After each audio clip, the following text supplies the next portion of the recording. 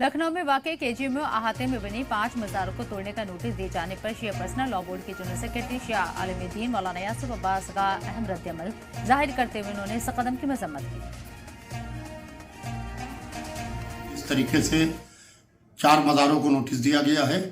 मैं पूरी तरीके से इसकी मजम्मत करता हूँ, इसलिए कि पूरी तरीके से मस्जिदों को, मज़ारों को, दरगाहों को, करबलाओं को टारगेट किया जा रहा है। ये बिल्कुल गलत है।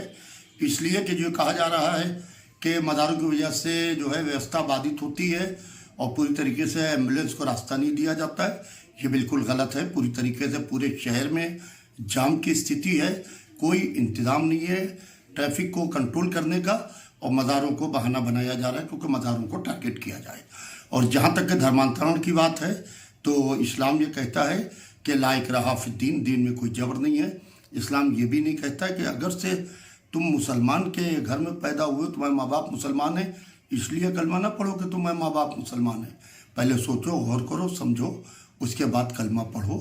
तो इस्लाम में कोई जबर नहीं है। यह पूरी तरीके से मज़ारों को जो नोटिस इशू किया गया है, ये पूरी तरीके से गलत है।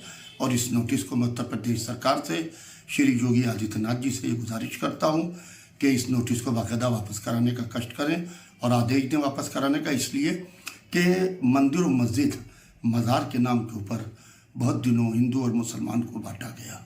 अब इस मुल्क में गरीबी, बेरोज़गारी और जहालत के ऊपर काम किया जाए, मज़ारों के ऊपर काम ना किया जाए, मस्जिदों के ऊपर काम ना किया जाए तो बेहतर होगा।